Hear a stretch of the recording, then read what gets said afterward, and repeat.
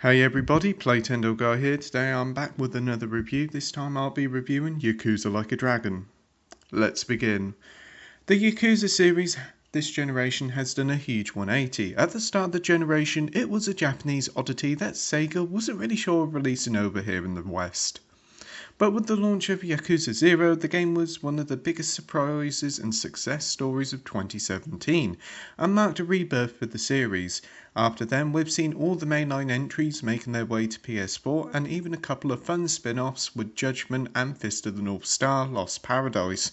But with Yakuza Like a Dragon, this marks the biggest change for the series yet, with a new protagonist, cast characters, and a new RPG battle system.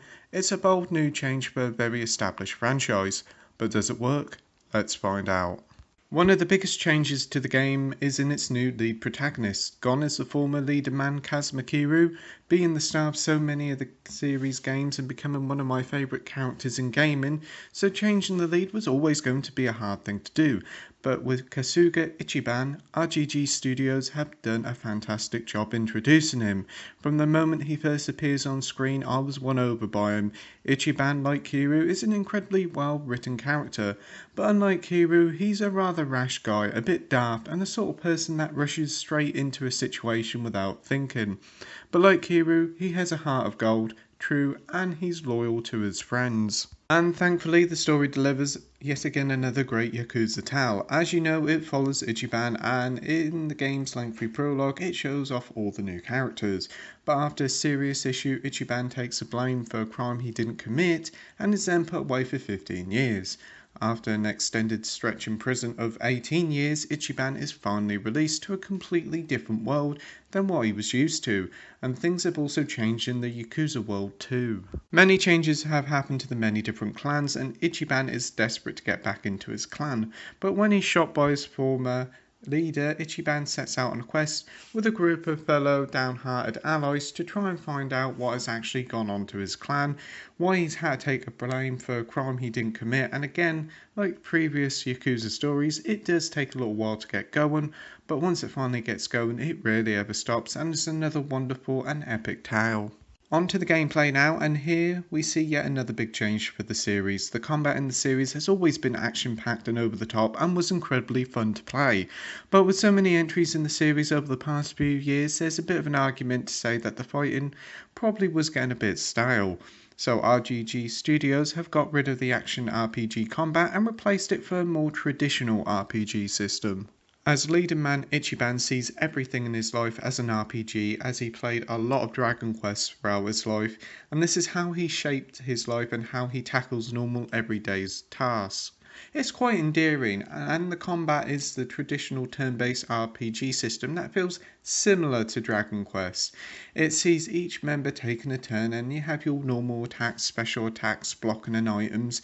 When an enemy takes an attack, you can press the circuit button just when an attack is about to hit to block and take less damage. So far it's a typical RPG, but thankfully this RPG system is chock-a-block full of Yakuza's oddball charm and humour, from hilarious attacks and summons like a chicken or a crayfish attacking enemies. There's plenty of that Yakuza fun, and it's hard to keep a straight face while playing. When you first start the game, the combat is pretty basic, just having a couple of attacks and enemies that don't pose much threat. But as you go through the game, you eventually gain new teammates like ex-cop Koichi Adachi, homeless guy Yu Naba, and the only lady in the team, Seiko Makudo, if I pronounce that right. Each of the characters are utterly charming, and they all have their own moves and abilities. Along the way, you eventually have the ability to swap your character's jobs. With the character's basic job, you get a load of new abilities as you level up, but as you get further into the game, you also unlock new jobs like street musician, hostess, and chef, to name but a few. Each new job comes with their own perks and abilities to help you out in battle, and again, this is all with that same great Yakuza charm. I was honestly a bit worried before playing, thinking, will this feel like a Yakuza game? Will I like it? But as soon as I got into battles, I fell in love with this new system.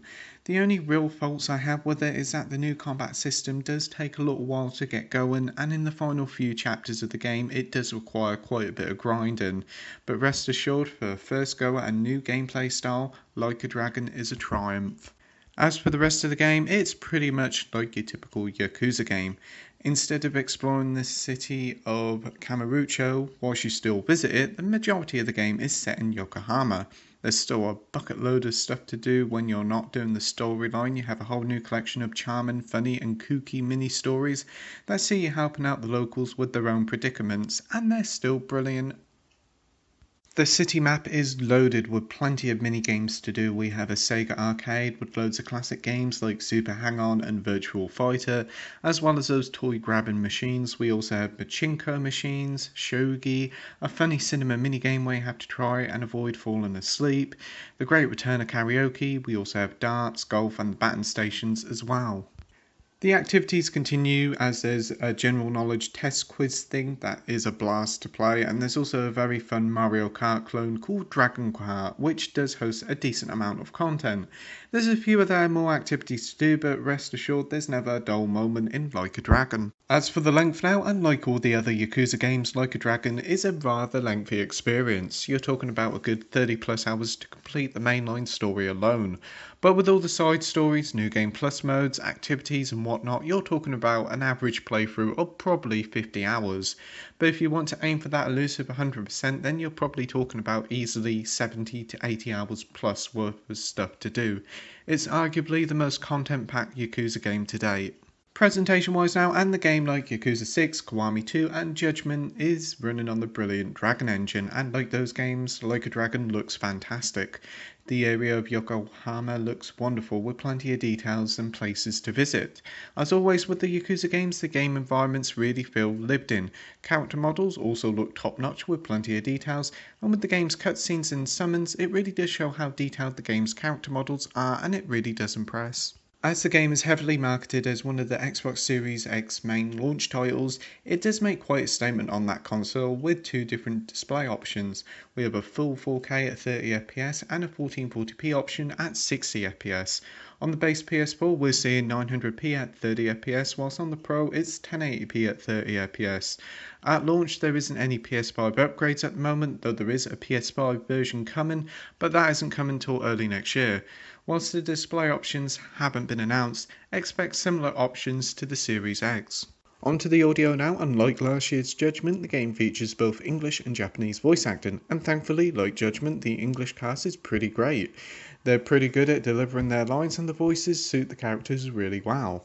If you prefer the Japanese voice acting, it's still here, and it's still great if you want that more authentic experience. But rest assured, whatever voice acting you go for, you're in for a great time. Action time now, and Yakuza Like a Dragon is a bold and brave new move to move the series forward. Its new cast of characters are a complete delight, and Ichiban Kasuga is a fantastic lead. The new RPG combat is a blast that works really well, and there's hordes of stuff to keep you occupied.